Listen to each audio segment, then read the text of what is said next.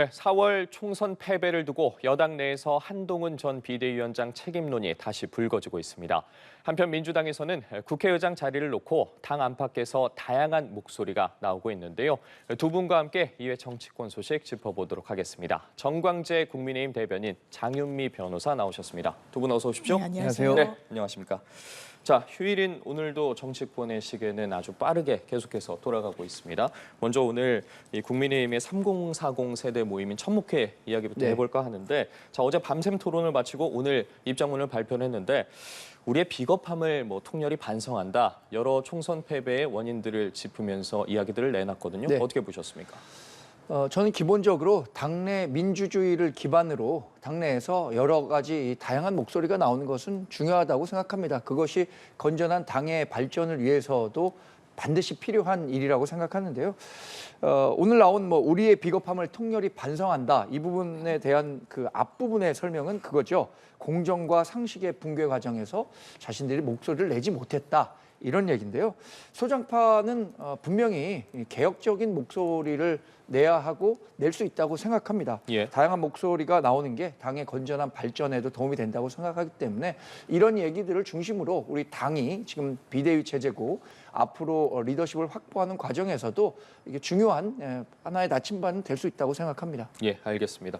자, 어쨌든 총선 패배 원인으로 네. 여러 이유들을 꼽았거든요. 그 밝힌 이유들을 보면은 이태원 참사를 비롯해서 연판장 사태, 분열의 네. 정치, 또 강서 보궐선거, 아집의 정치 네. 이런 내용들을 발표를 했는데, 그러면서 결론적으로 이야기한 부분이 어쨌든 정부는 부응하지 못했고 당은 무력했다였거든요. 네. 이 부분에 대해서 어떻게 평가하고 계세요? 일견 처절한 반성으로 보이죠. 낙선자분들이 거의 대부분이시잖아요. 그런데 아쉬움은 있습니다. 이를테면 지금 말씀 주신 것처럼요. 예. 정부의 실정 그리고 윤석열 대통령의 어떤 잘못을 매우 매섭게 꼬집는단 말이에요. 그러면서 연판장을 돌리는, 아마 이제 나경원 당선인이 과거에 전당대회에 출마하려고 했을 때 초선 의원들이 연판장을 돌렸죠. 나오지 말라고. 상당히 저는 정치사에 좋지 않은 광경으로 남을 것 같은데 이건 분열의 정치였다. 이제 자성을 한 겁니다. 그러면서 이태원 참사 거부권 행사하셨죠. 이 부분 공감 부재의 정치라고 평가를 했는데요.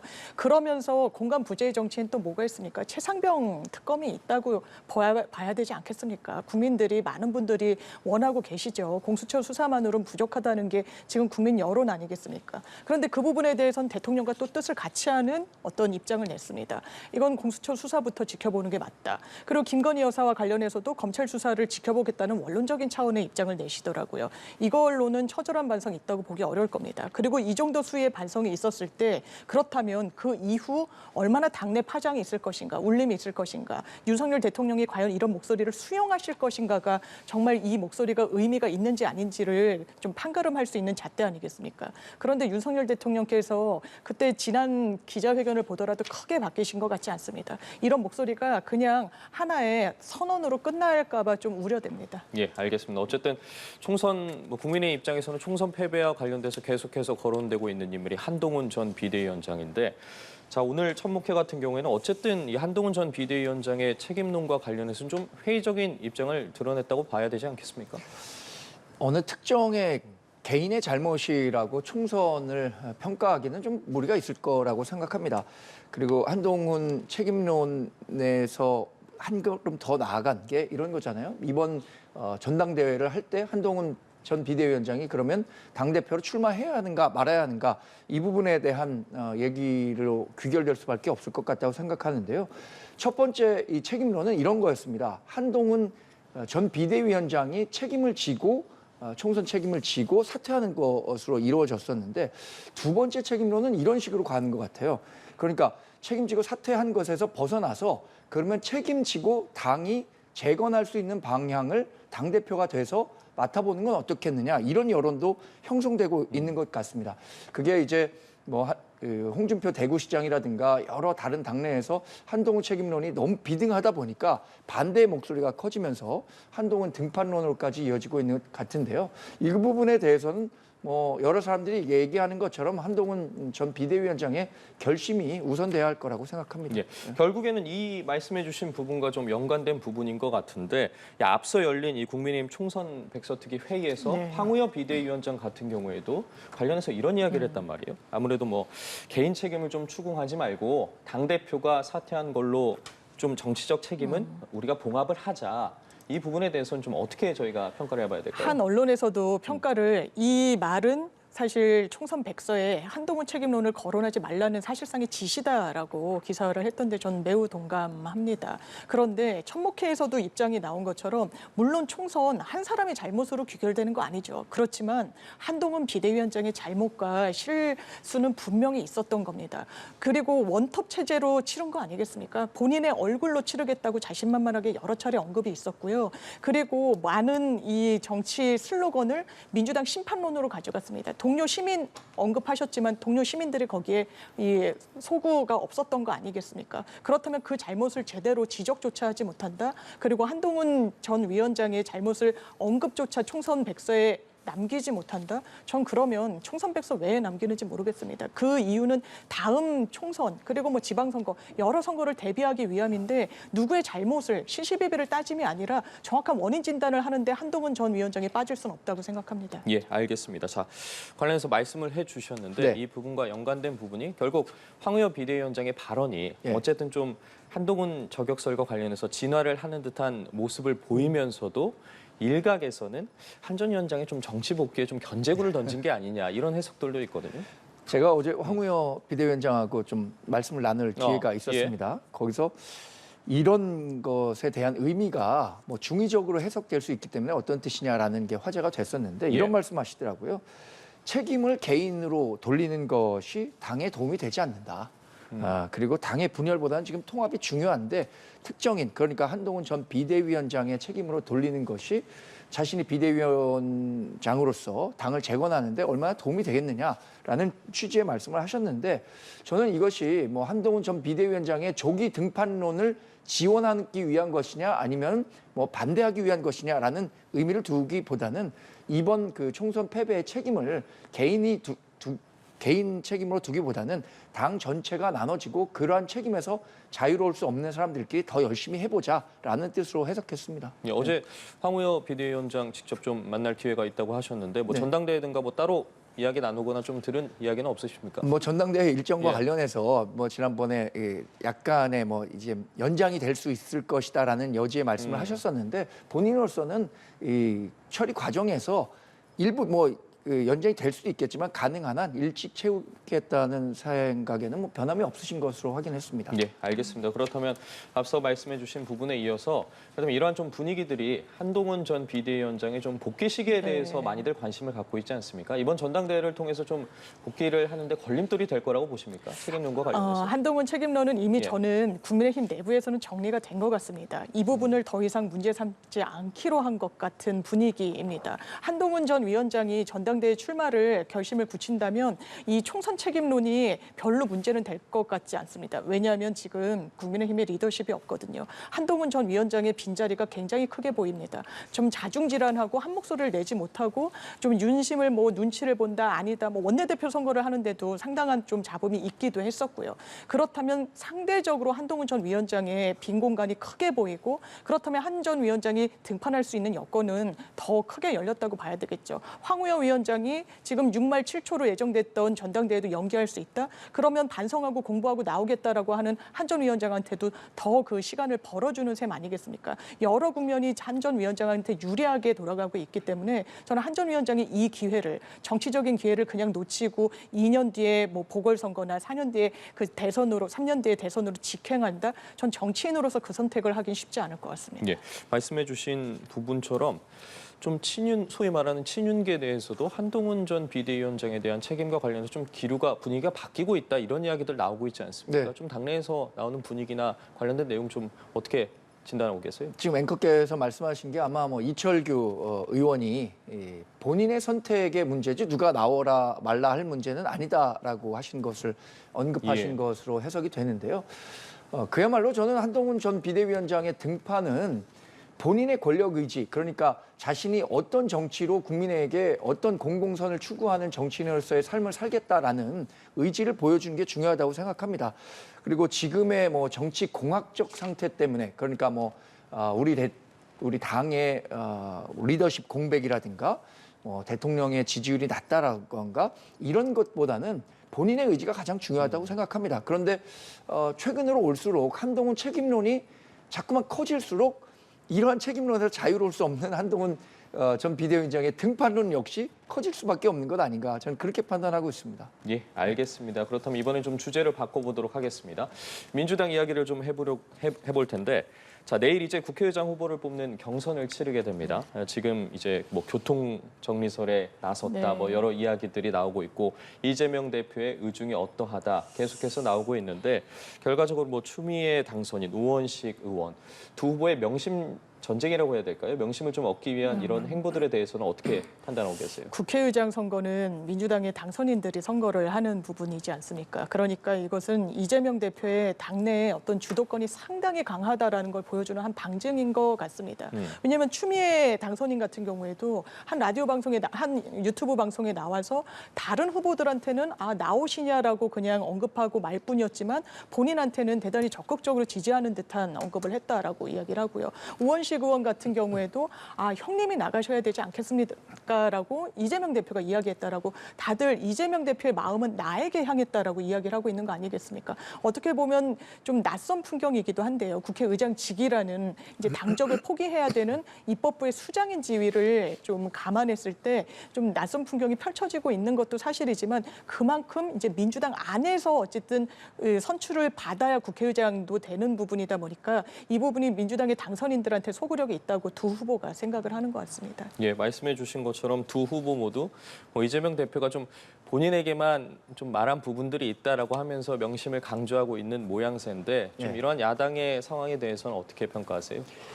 사실 과거에 민주당은 우리 보수 정당에 비해서 두 가지 장점을 항상 강조해 왔던 것 같습니다. 당내 민주주의가 보장돼 있다. 또 도덕성이 우리 보수 정당보다 낫다. 이런 점들을 항상 강조해 왔었는데, 최근에 민주당은 굉장히 변질된 것 같다는 생각을 합니다.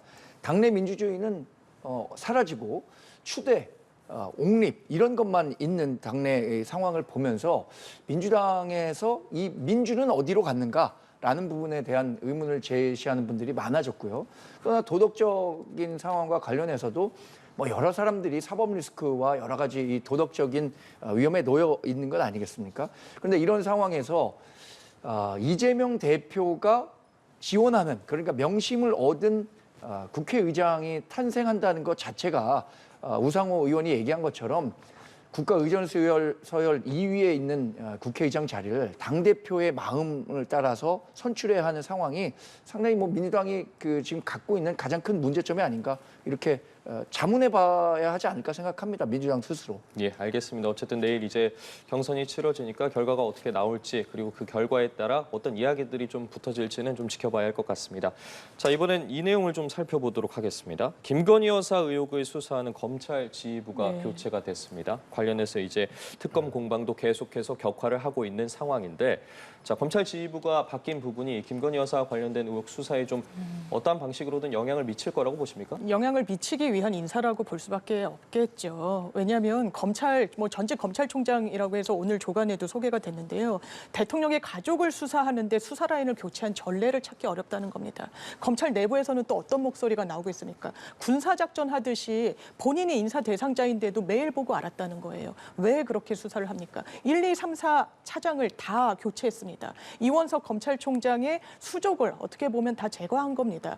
영전이라고 승진이라고 하지만 좌천성 승진이라고 언론에서 이렇게 명명하는 이유가 있는 겁니다. 그렇다면 어떤 사정 변경이 있었는가? 원래 검찰의 정기 인사는 2월과 8월경에 있습니다. 총선 때문에 2월 인사를 못했다고 하더라도 정리적인 어떤 인사라면 검찰총장과 협의하셨어야죠. 그런데 검찰총장을 패싱했다는 게 지금 정설 아니겠습니까? 그렇다면 왜 이런 무리수를, 검찰을 제일 잘 아는 이런 대통령 이 하에서 벌어지고 있는 것인가? 이게 지금 검찰 내부에서도 부글부글 하고 있는 거 아니겠습니까? 검찰이 어떤 국민의 이런 신뢰를 얻기 위해서는, 다시 얻기 위해서는 김건희 여사에 대한 수사 어떻게 하는지 국민들의 주목도가 이번 인사로 더 높아졌다, 이렇게 평가할 수 있겠습니다. 네, 앞서 검찰총장 패싱과 관련한 말씀을 해주셨는데, 결국 이원석 검찰총장도 어쨌든 인사가 있고 난 다음 날 언론과 좀 질의응답을 나눴습니다. 질문에 대한 답변을 하면서 인사는 인사고 수사는 수사다 말은 하긴 했지만, 어쨌든 일부 질문에 대해서는 좀 침묵을 이어가는 모습을 보이면서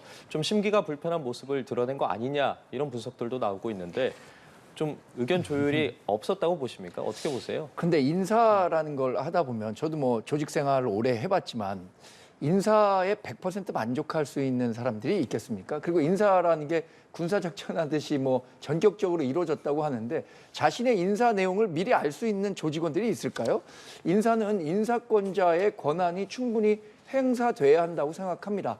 그리고 이번 인사는 지난 2월에 있었어야 할 정기 인사가 총선에 혹시 모를 영향을 줄 수도 있기 때문에 미뤄졌던 인사였기 때문에 검찰 내에서도 뭐 장윤 변호사가 얘기하시는 것처럼 의견을 내는 분도 있지만 반대로 뭐 충분히 정상적인 인사라고 평가할 수도 있다라는 목소리를 내는 분도 있습니다.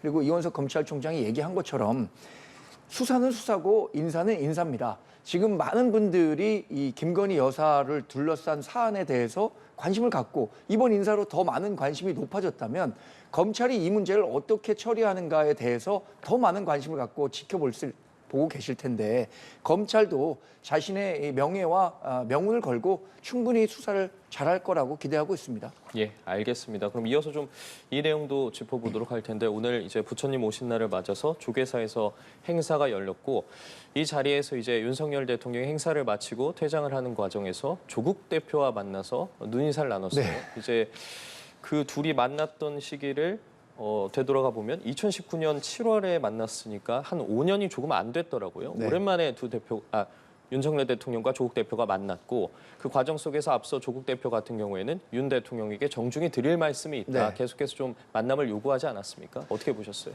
굉장히 흥미롭게 봤습니다. 그래서 두 사람이 이렇게 조우하는 과정에서 지금 앵커께서 말씀하신 것처럼 조국 대표가 충분히 어떤 메시지를 좀 전달하려고 하지 않을까라고 생각했는데 가벼운 눈인사 정도로만 마무리를 하고 예. 후에 뭐 측근을 통해서 할 말은 많았지만 뭐 자리가 자리인 만큼 하지 않았다라고 소회를 밝혔다고 하는데 저는 그런 측면에서는 뭐 조국 대표가 성숙한 모습을 보여줬다고 생각합니다. 오늘 부처님 오신 날을 맞아서 공식적인 행사 자리에서 할 수 있는 얘기와 할 수 없는 얘기가 있는데 그런 부분을 자제했다는 점은 뭐 상당히 긍정적으로 평가하고요. 예. 그러나 이 조국혁신당이 항상 내걸고 있는 기치는 반윤의 기치 하나밖에 없거든요. 이제 12석을 가진 원내 정당의 대표로서 어떤 정책을 통해서 국민의 삶을 더 개선시키겠다라는 메시지들에 주목해야지 윤석열 대통령에 반대하는 정책 그리고 또 김건희 여사를 둘러싼 특검 목소리만 내갖고는 국민들로부터 계속 그 사랑을 받기는 어려울 것이라고 생각합니다. 예, 말씀하신 것처럼 딱 한 달 전에 이제 공개적으로 본인을 좀 만나달라고 네, 네. 제안을 했었는데 좀 이번 만남에 대해서 좀 어떻게 보셨고 앞으로 조국 대표 계속해서 좀 강하게 어쨌든 특검법 등을 주장할 것으로 보이는데 상황이 좀 어떻게 흘러갈 거라고 보세요? 오늘 만남에선 정말 아까 말씀 주신 대로 본인의 어떤 측근을 통해서 언급을 했지만 할 말이 많았을 겁니다. 조국 대표로서는요. 그런데 말할 수 있는 자리는 아니었죠. 불교 행사 자리였으니까요. 그렇지만 이 조국 혁신당이 왜 국민의 지지를 받았는지 살펴볼 필요 있습니다. 슬로건은 눈에 띄는 건 하나였죠. 3년은 너무 길다였다는 겁니다. 호남에서 제일 많은 득표를 했습니다. 이 비례 정당 중에서는요. 그리고 12석이라는 사실상의 파란을 일으킨 거예요. 그렇다면 이 부분에 대해서 조국 혁신당을 찍은 이 국민 여론이 어딜 가 있습니까? 대통령 보고 바뀌라고 주문을 한 겁니다. 그런데 전국 운영에 쇄신과 방향 전환이 없다면 저는 이 3년은 너무 길다라는 슬로건이 더 이상의 울림이 없었으면 좋겠습니다만 어떻게 또 이 파장이 일으킬지 모르는 거 아니겠습니까? 전 대통령께서 좀 바뀌셔야 된다고 생각합니다. 예, 알겠습니다. 이번 주 이제 주 중반을 달려가고 있는데 앞으로 또 수많은 정치권 이슈들이 나올 것 같습니다. 오늘 두 분 말씀 여기까지 듣도록 하겠습니다. 정광재 국민의힘 대변인 장윤미 변호사와 함께했습니다. 두 분 말씀 고맙습니다. 감사합니다.